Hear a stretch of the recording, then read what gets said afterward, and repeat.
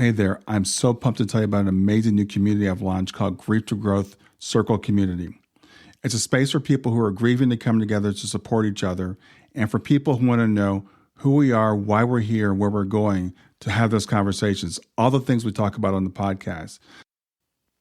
So I invite you to join me at grieftogrowth.com/community to become part of this compassionate crew. The best part, it's 100% free. And you have access to me in addition to everybody else in the community. In fact, the podcast will be there so you can talk about the things we talk about in the podcast right there in the community.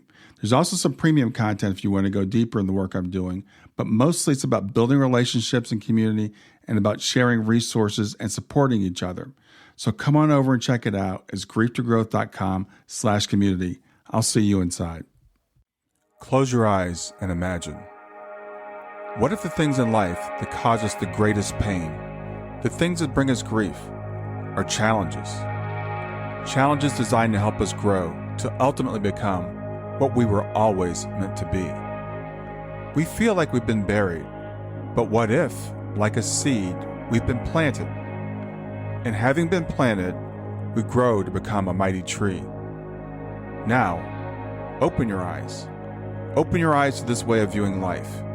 Come with me as we explore your true, infinite, eternal nature. This is Grief to Growth, and I am your host, Brian Smith. Hey there, I'm Brian Smith. I'm your host of Grief to Growth, where we explore life's most profound questions, who we are, why we're here, and where we're going, especially through the lens of grief and personal transformation. So whether you're joining us for the first time or you've been in this journey with us for a while, I'm grateful that you're here. And today is a very special day. Today, I'm honored to have with me one of the most respected voices in grief counseling. His name is David Kessler. You probably already know who David is, but he's the world's foremost expert on grief with decades of experience guiding thousands through the darkest moments of their lives. You may recognize David from his work with legends like Elisabeth Kübler-Ross, with whom he co-authored on Grief and Grieving and Life Lessons. He's also worked with Louise on You Can Heal Your Heart, and his acclaimed books like Finding Meaning and The Needs of the Dying continue to offer profound insights into navigating life's most difficult moments. David's unique experience from working with terminally ill patients to serving as a Los Angeles Police Department reserve officer gives him unparalleled understanding of both the medical and emotional aspects of grief. He's also been featured on major platforms like CNN, PBS, and The Dr. Oz Show. And today we're going to be diving deep into topics from his latest release. I happen to have David here on launch day, and it's called Finding Meaning Grief Workbook, which again just hits bookstores actually today. Now, I've had the privilege of personally learning from David through his grief educator certification, and I had the honor of introducing David at the Helping Parents Heal conference in 2022. So I'm very familiar with David's work, and his work continues to inspire so many people, including myself. David and I also share the fact that we have both had children who have transitioned. I don't like to use the word loss, but David and I both have children who have transitioned, so we've got that in common as well. In our conversation, we'll explore self-reflective tools for releasing pain, for navigating complicated grief, and for finding meaning in loss. So stay with us as we uncover the wisdom of David's work, and join me afterwards at grieftogrowth.com/community to continue the conversation there. And with that, I'd like to welcome David Kessler. Great to be with you here and see you again. Yeah, I'm really excited to have you here, David. As I said, you and I've taken your grief educators program. I've introduced you at Helping Parents Heal, so I feel like I know you a little bit. Now, you are one of the world's foremost experts on grief, and you've been working in the grief field for a long time. But I know you've also experienced the loss of your son. So how have things changed for you since before that, and what did you learn actually going through that grief yourself? Well, I had so much pain when I was a child with my mother's death. She was in one of the first mass shootings of the US while she was dying at a hospital. And I will tell you, I thought my pain was behind me and my role in life was helping others. And when my younger son died unexpectedly, I was thrown back into the epicenter of pain. And, I don't know whether it's that, I think it's we just can't know anyone else's pain when you're not in it, or whether my pain had been so long ago. I mean, I knew how horrible it was in my childhood, but when I was thrown back into the epicenter of it, I wanted to write every parent I had counseled a note saying, I didn't know the pain was that bad. And I also had this mind of my work that had to take my own medicine. I had to go to a grief counselor. I had to go to a grief group. And by the way, Brian, I used to hand out, go to a grief counselor, go to a grief group like it was candy. Okay, yeah, you go to a grief group. Let me know how that goes. I live in Los Angeles.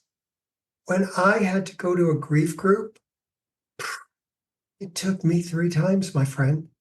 I got to the group and there was no parking. I couldn't go in. The next time there was too much traffic. I couldn't get there. I forgot how hard it was to show up for yourself in pain. And not only that, I also had had that experience of going to a grief group, and I wanted to be the grief expert. And I had to sit in a chair 5 feet from my own books. I had a cap on, no one knew that was me. And I couldn't say, oh, that's me over there. I'm the grief expert. I had to be the father that had to bury a child. So it's been a real huge experience in my life, as anyone would know that it would be. I appreciate you sharing that. I think it's really important for us to understand that it's difficult to go through this. And, sometimes I find people that just don't seem like they're quite ready to do that thing, right? To take that step, to go to the grief group or go see a grief guide or grief expert, because it's just so it's like you really can't understand it until you've been through it. Right. Yeah, absolutely. And to understand, when someone's like, oh, well, here's what someone else did when they were in pain. Like, okay, they had a different loved one. I'm a different person. Our pain is all different because our relationships and our loved ones are so different.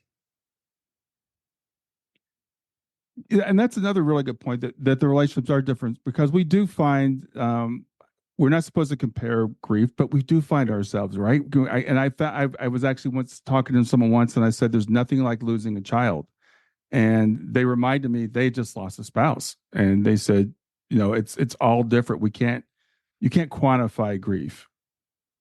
Well, let's talk about that, Brian. The important thing is around this is people always want to know whose grief is the worst. Mm. And it would be easy, and I could get a lot of traction on it's probably a child's death. But then someone says, but you don't understand, my spouse of 50 years was murdered in front of me. And I'm like, ooh, I don't know that I can say that wasn't as hard as mine. That sounds pretty hard there. That sounds pretty gruesome. And then, there's this thing about, well, there must be a hierarchy. Which is the worst death? Is it a child? Is it a spouse? Is it a murder?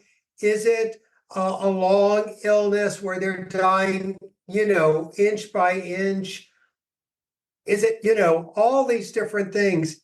And I always say the worst loss is yours. The worst loss is yours. I mean, Brian, I can't know. I really can't even compare my loss and yours. We both had children that died. You could talk about it for a week and I still will never know what it's like to be Brian and have to say goodbye. and nor will you know what it's like to be me. So the truth is, we can never know anyone else's grief, right?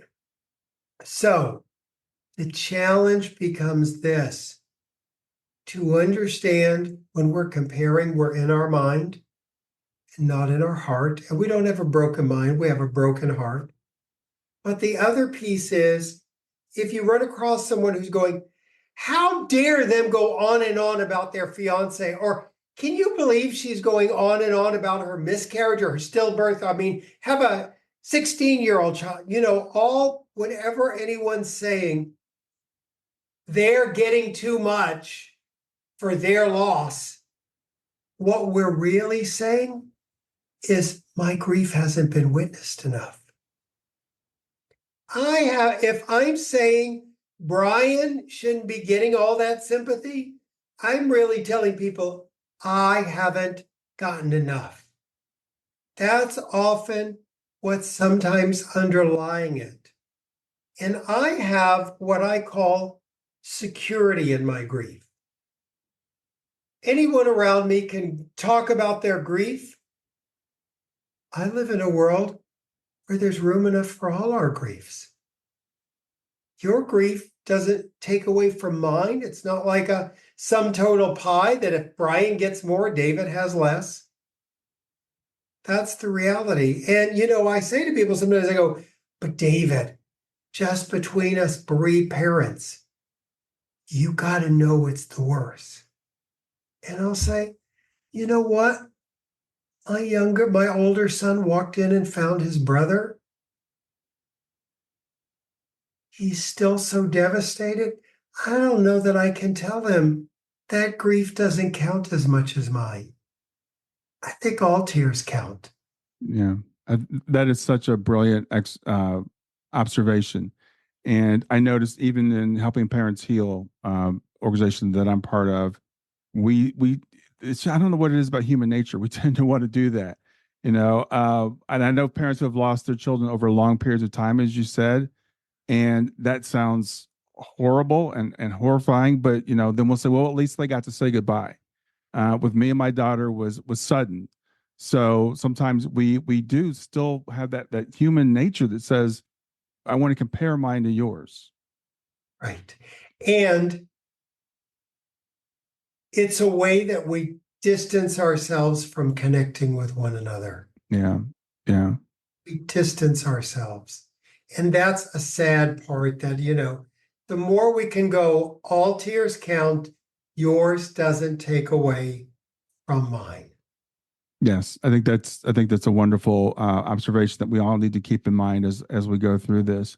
And I'm curious, you're the foremost expert on grief. Everybody knows One you of for them. grief. There's a bunch of us. One of them. So I Look, wanted to ask you. look, here's one of the other things I say. Everyone who's listening here who has probably had to become a reluctant expert on grief. Yeah, yeah. We're all experts. So my question for you is, which experts do you look to? Who inspires you? Stay with us. We'll be right back. Hey there, I'm testing out a new feature. I'd love to get your feedback on it. It's called Fan Mail, and you can send me a message right from the show notes of the podcast. So look for the link that says send me a text. You can ask a question for a future podcast. You can suggest a guest or just give me any feedback you want. Just remember, it is one way. I can't text you back, and I will not have your name, your email address, or your phone number unless you include it in the message. Let me know what you think.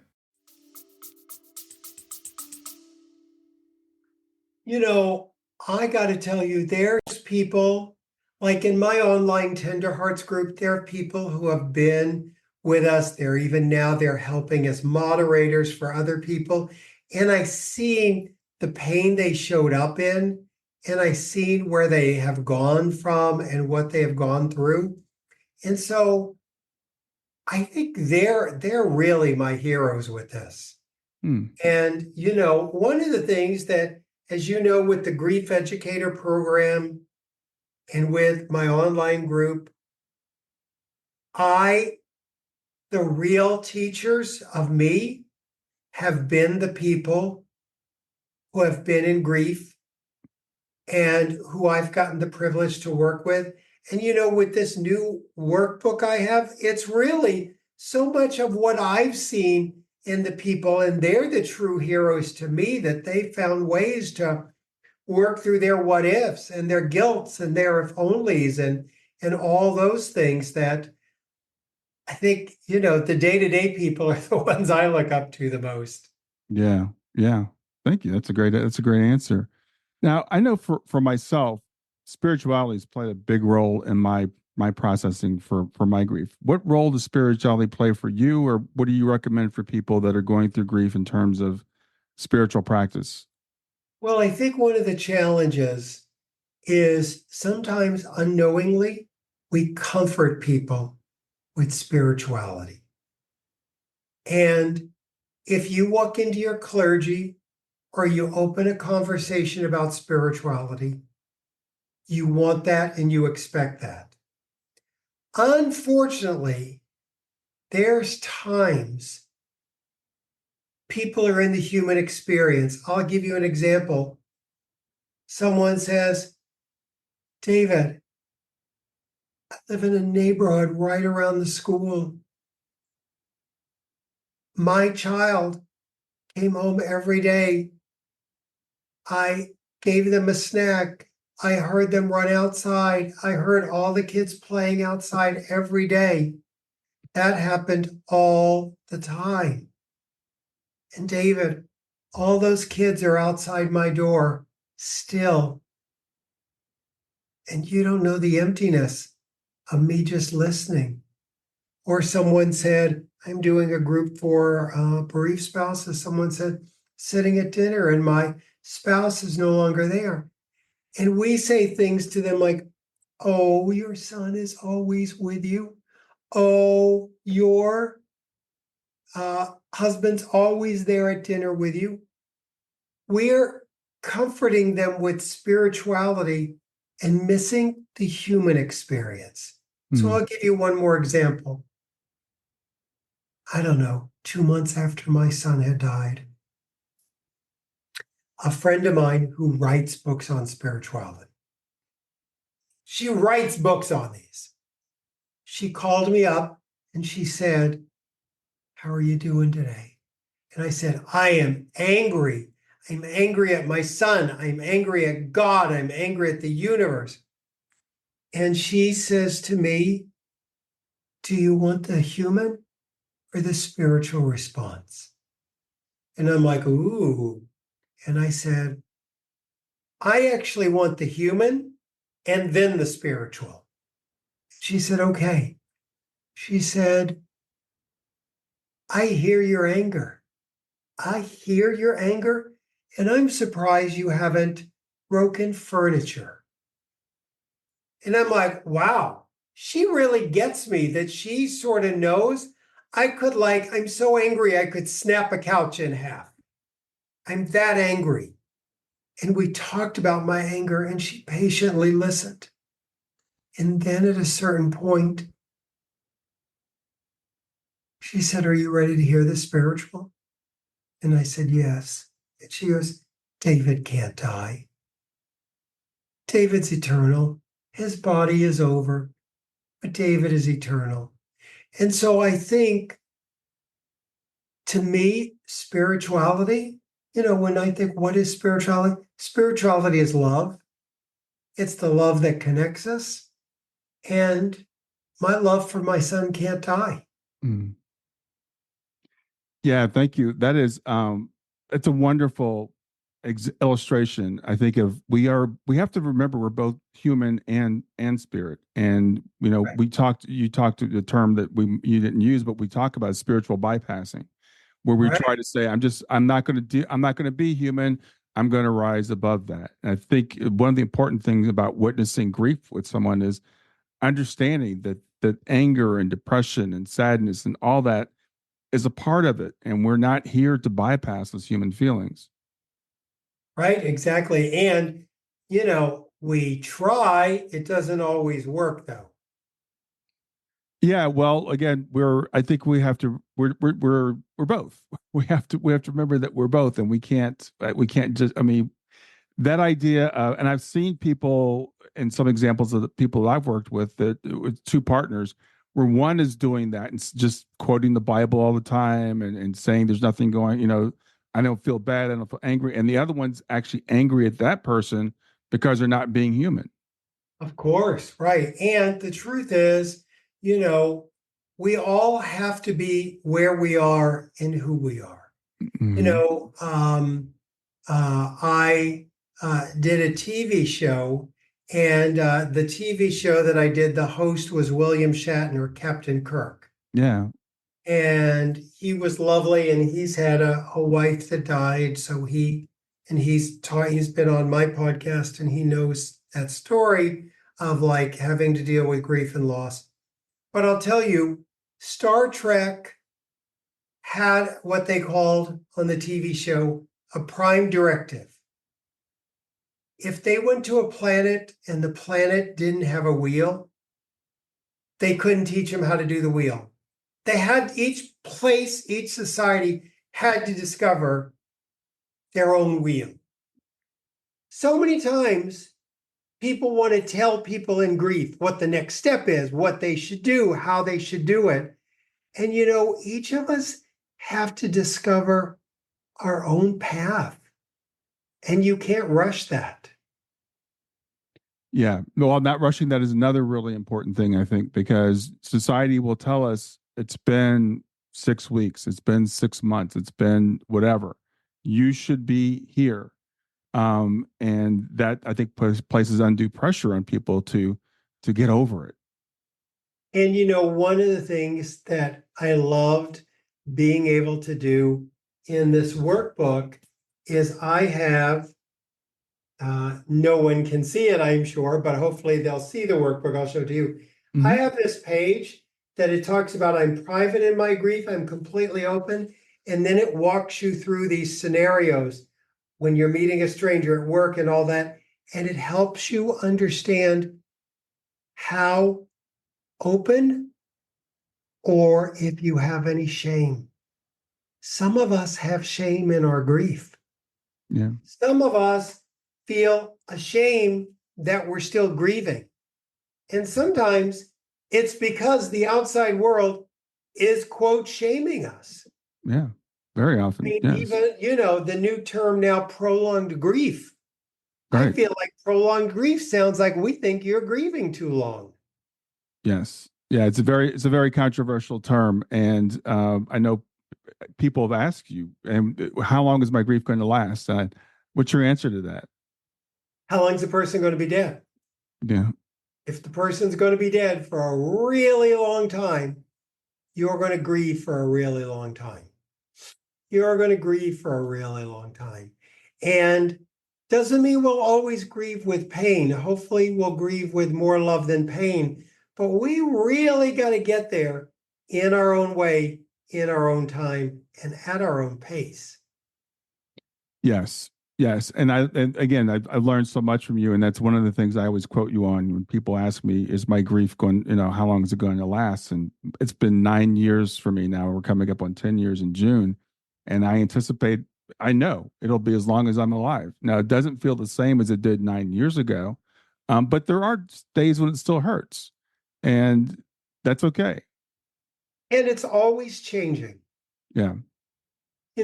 This last year was my 8th year since I had to say goodbye to my son here on earth. And I got to tell you, this year, as his birthday and death day are really close, his birthday, oh my gosh, it just was brutal.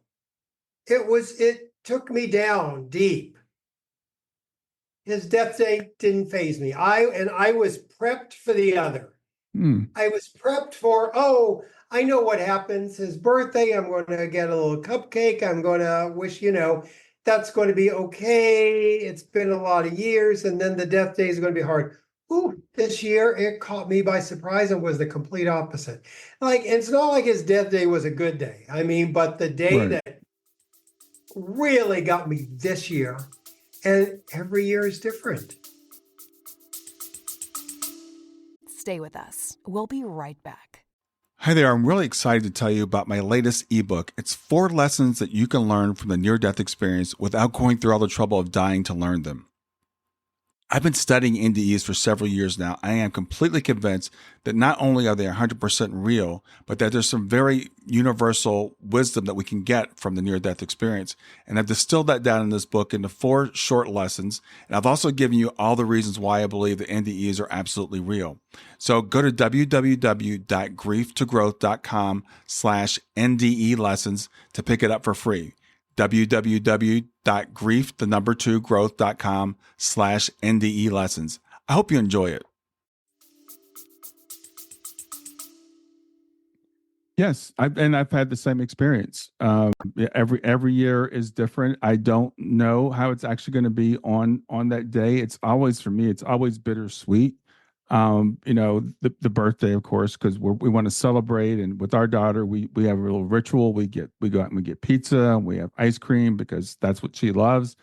And but still, there's sometimes when I wake up in the morning on that day, and I'm like, it's another year that she's not here. Those days still, they do activate us in certain ways, and again, I appreciate you sharing this because I want we need to, I think, normalize these feelings that's okay.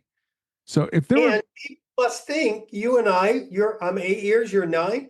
People are like, well, I'm sure that's over. right, No, that's not over. right, No, that's not over. And then, you and I could also say, I bet we both live in a world where people are like, well, it's been so long. Do we mention their kids? Ooh, Brian looks like he's okay. I don't want to mention. No, we always want our kids, mentioned. We always want, their names to still be around. yeah, absolutely, And absolutely. that's just not bereaved parents. That's sort of, everyone. I think one of the big fears that people have when someone passes is that they'll be forgotten. I've heard this from people who have lost fathers, spouses, children, pets, whatever it is. We all want them to be remembered, and we want their names to be spoken. And people in grief are also afraid of that. Other people are afraid, but I think we're the ones that are really afraid. And people around me don't mention my son's name. But I got to tell you, anytime, I'm always the first to bring it up. If I'm like, oh my gosh, I was thinking about David the other day, and gosh, he would have been thinking this about this, or this is a moment. I wonder. They're right there with me. They're like, so funny you say that. I thought about David the other. I mean, our loved ones really aren't forgotten by anyone. But we sometimes think in our grief, if I'm not hearing it, it really does mean they all forgot, and they didn't. Yeah, well, there is that little dance, right? Where I've heard people say, well, I don't want to mention it because I don't want to make them sad. Or I brought her name up and then they started crying. So I made them think about their daughter, again, spouse, whatever it is. Not understanding we think about them all the time. And for me, it's very intentional. You can see my daughter's picture behind me on my watch face. Every time I look at it, it's a picture of her. I want to remember her. I want to remember her every day. Right. Absolutely. So, in your opinion, are there things about society's view on grief that we would like to change? If you could wave a magic wand and say, "This is what you don't understand about grief," and bring an understanding to society, what would that be?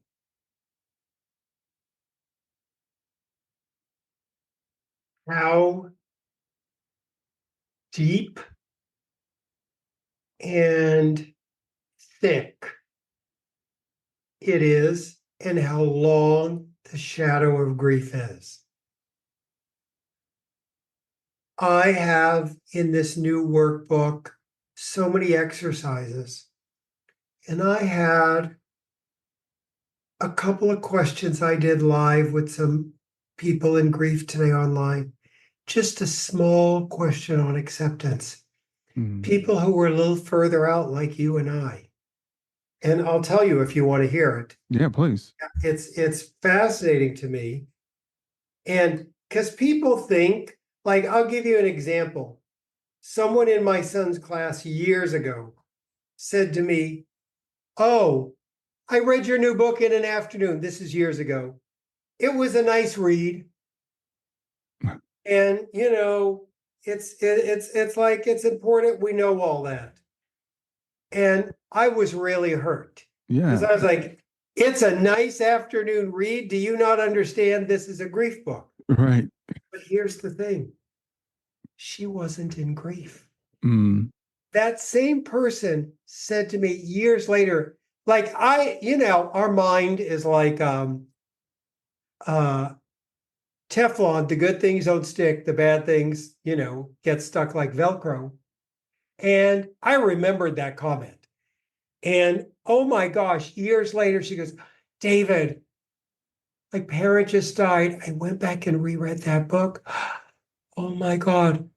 I sat with that first page for weeks. It just meant, and I'm like, oh, she didn't mean the book didn't really, she wasn't in grief. So Mm. I think what people don't understand is like, we were talking about acceptance and just a couple of questions. And by the way, in the workbook, I've got like checklists and things like that because people think, oh, Lord, this is going to be hard. And, they think, I don't want to go into my pain. Why do I want to go into that book? And I'll go, dear one, the pain isn't in the book. You can keep the book on the shelf and you're not keeping the pain on the shelf. The pain is in you. Mm.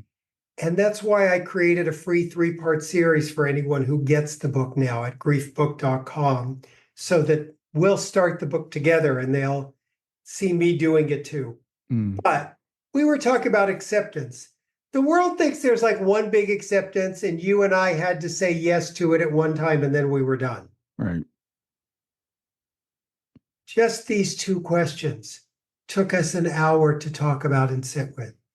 The parts of this death I have accepted are, the parts I still cannot accept are. If I accept my loved one's death fully, it means this. Just little things like that. People who are further along, what do you think? Like, if you had to answer one of those questions, what would you think? Uh, well, the parts that I've accepted about her passing is that I won't see her again physically, in this lifetime. The part that I haven't accepted yet is that I won't see her again. That all the things that I'm going to miss as my other daughter goes through her milestones. It's been 9 years now, right? So I'll never see her get married, and I'll never see her have children. And when she passed, she was 15, and that didn't affect me. I didn't really think about that. I mean, some people do. I'm not the kind of person that thinks that far out ahead. But for me now, being at the age I am now, it's like, oh, her cousins and her friends are getting married and stuff like that. And I'm like, wow, Shayna will never have that. I'll never see her as an adult. So that's still something that sits with me. And it's fascinating to the outside world. You and I are years out. Acceptance was done long ago. Right. No, daily practice practically. Like I had to accept, oh my gosh, there's year 8. Holy cow, year 8 might mean there's going to be a year 10. Wow. Like, wait a minute. This is really like a long time. Yeah. Yeah. And people think like we just work through these things in an afternoon, and that's not the way this works. Yeah. Same thing for me. Well, Shayna was 15 when she passed, and I made a deal, and I haven't discussed this openly, but I was like, okay, she was here for 15 years. Maybe I can make it 15 years after, So if I can make it 15 years, then that's, to me, that seemed like that's long enough. I don't want to be here any longer than that. And now I'm like, okay, I'm coming up on 10. It's going to be 10 in June.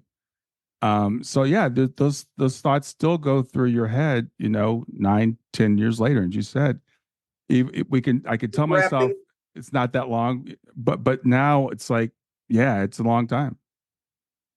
you have to keep wrapping your mind around it. Mm-hmm. Whew. It's tough work. It's tough work. So, the outside world would go, oh, yeah, I bet Brian and David had a tough first year accepting it, but they're all good now. It's not how it works, is it? No, it's not. But I don't want it to.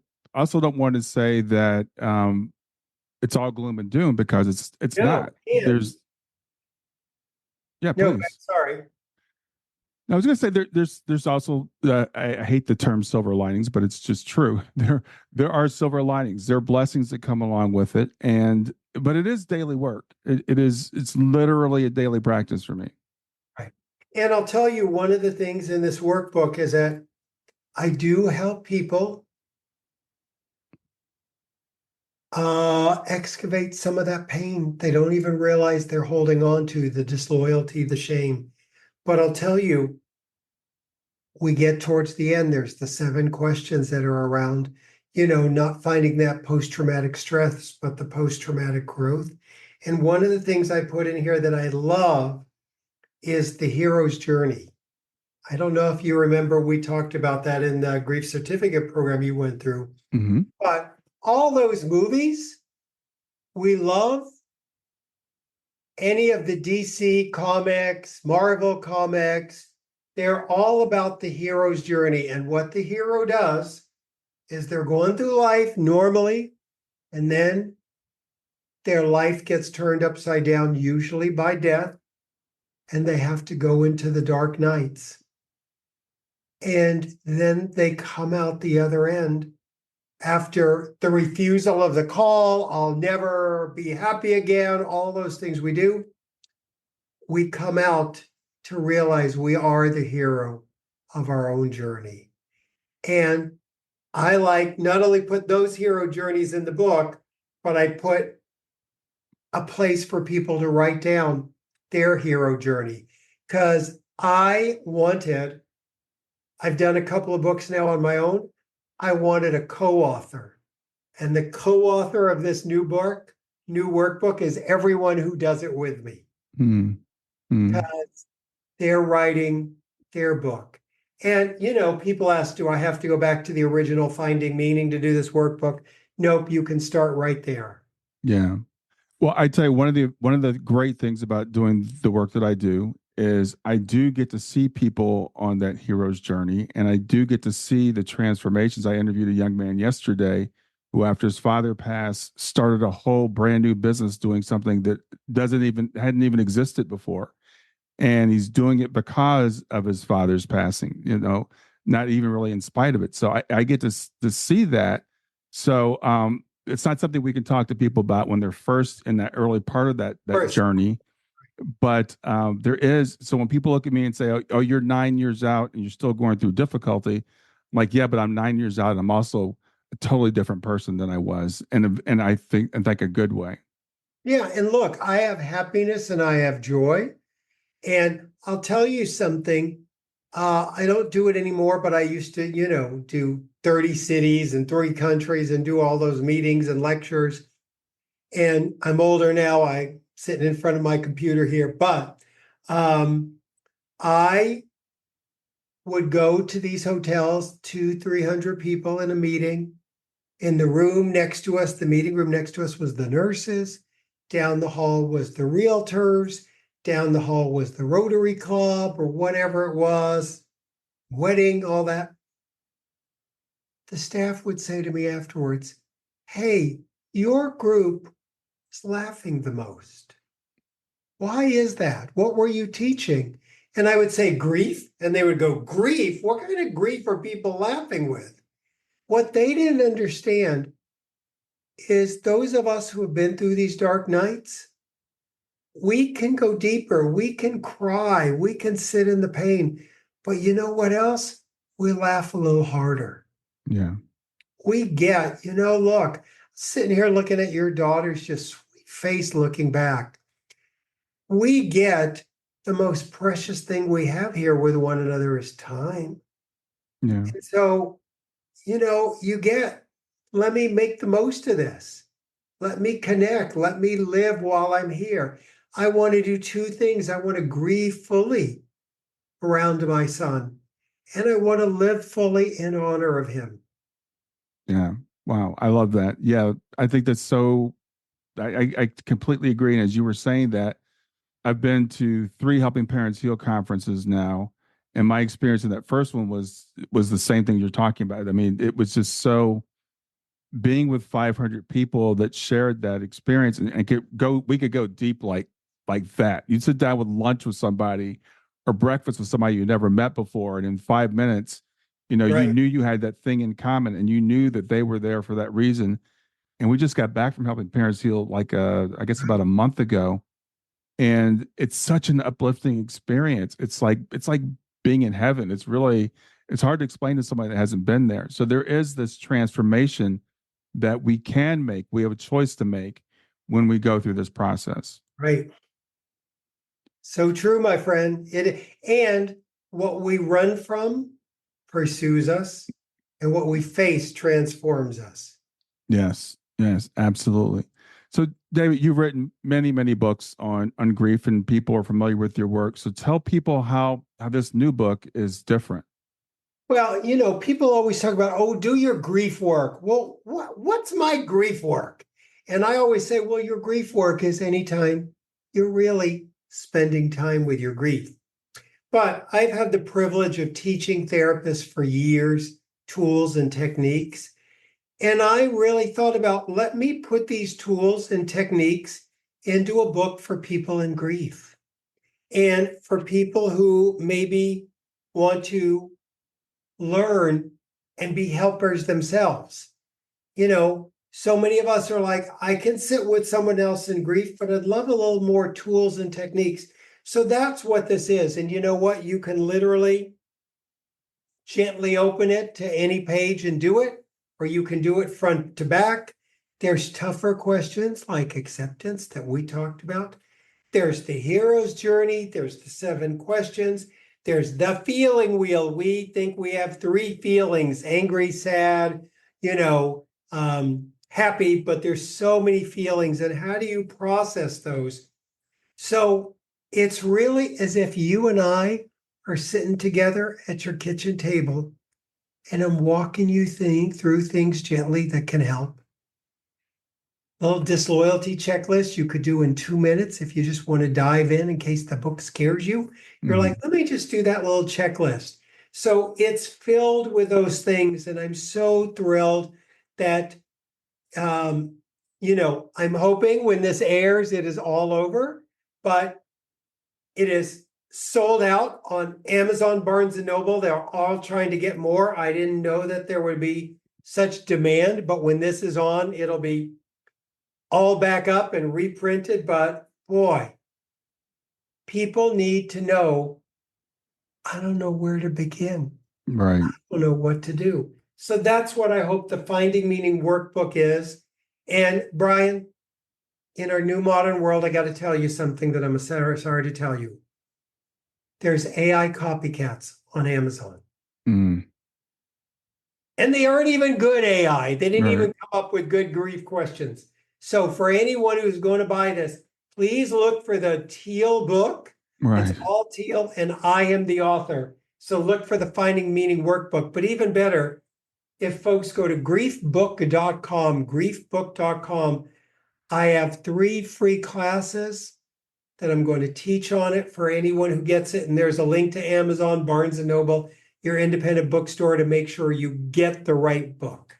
Awesome. Want That's people to get the real one. Yeah, it's good to know. And the AI is that can be a real issue. So I'm glad that you brought that up. But I think and this kind of circles back around to the very beginning when you talked about you, even as the grief expert, taking that first step, going to a grief group. And that could be so daunting for people. It's like I don't know if I'm ready for this. I don't know if I want to open up. I don't know if I want to cry in front of people.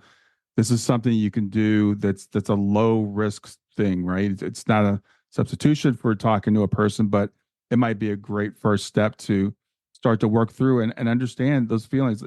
Like the feeling wheel. Explain to people what that is, because I didn't know it till I took your program, and it's I think it's awesome.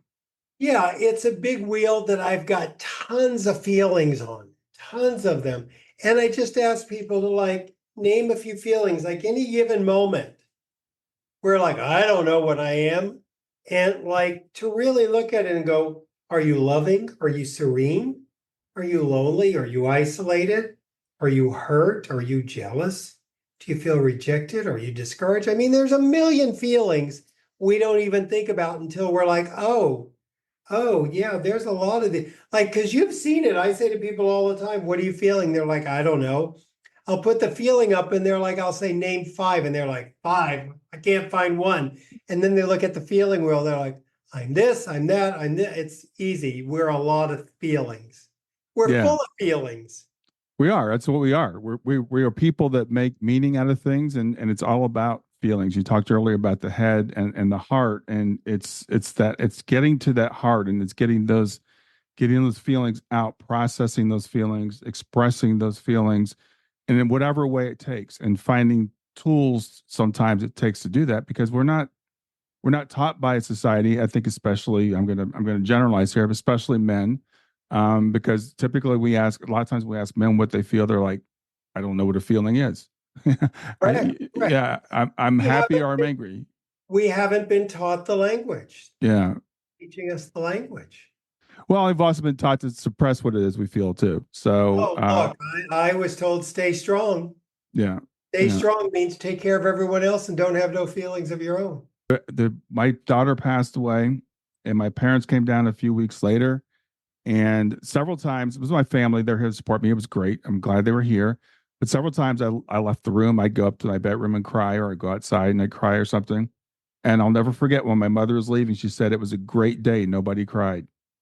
That's the family that I was raised in. We don't Right. share feelings in front of each other.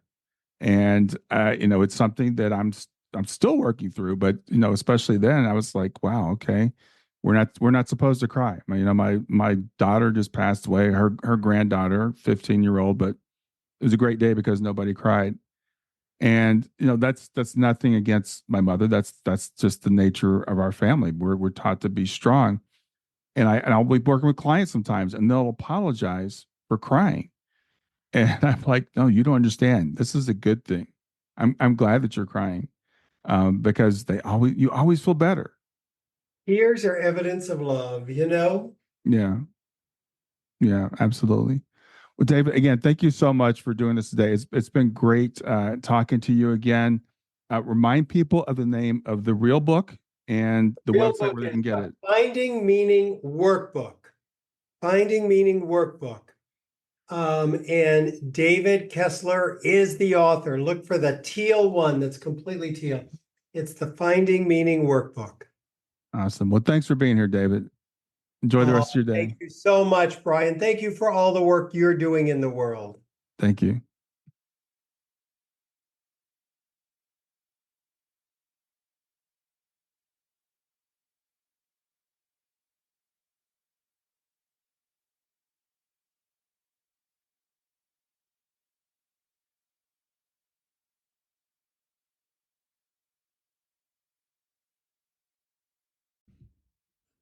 Hey there, if you liked this episode, come on over and talk about it. Let me know what you liked. If you didn't like this episode, come on over and talk about it. Let me know what you didn't like. Go to grieftogrowth.com/community and look for Talk About the Podcast.